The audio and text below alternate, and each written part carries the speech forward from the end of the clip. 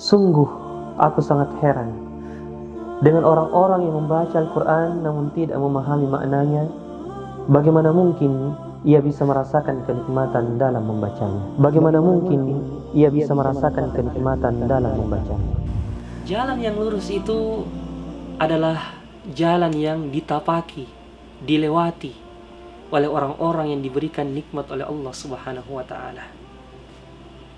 Dan setelah itu Allah Subhanahu wa taala memperingati kita, mewanti-wanti kita. Jika ada yang melewati jalan yang lurus tersebut, berarti ada pula yang melenceng dari jalan yang lurus itu. Siapakah mereka? Mereka adalah orang-orang yang dimurkai oleh Allah Subhanahu wa taala. Ghairil maghdubi alaihim waladdallin. Mereka orang-orang yang dimurkai oleh Allah Subhanahu wa taala, amalan dan perbuatannya, dan mereka yang tersesat dengan amalan dan perbuatannya. Nah, siapakah al-maghdubi alaihim? Al-maghdubi alaihim, yang dimurkai itu adalah orang-orang yang mengetahui kebenaran namun tidak mengamalkannya.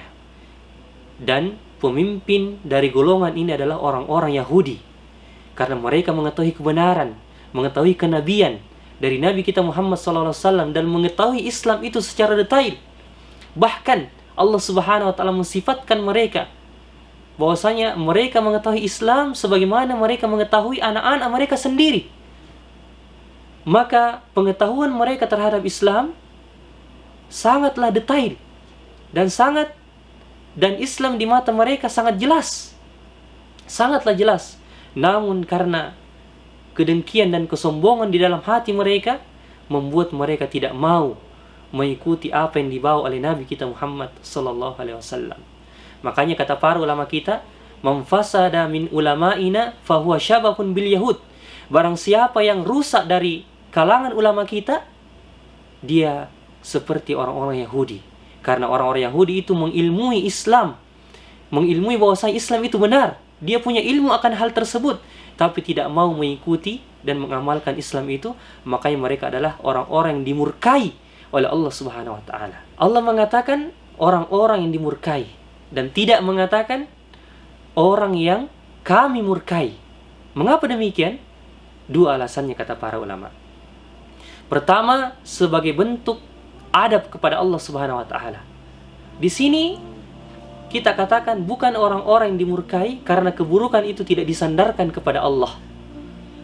Dan alasan yang kedua, mengapa kita mengatakan bukan orang-orang yang dimurkai, karena di sini bukan saja Allah Subhanahu wa taala yang murka kepadanya, tapi malaikat pun juga murka dan marah kepada golongan tersebut, orang-orang Yahudi dan sebagainya.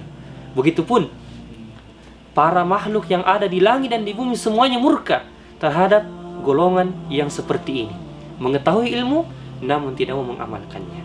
Maka berhati-hatilah dari golongan yang seperti ini.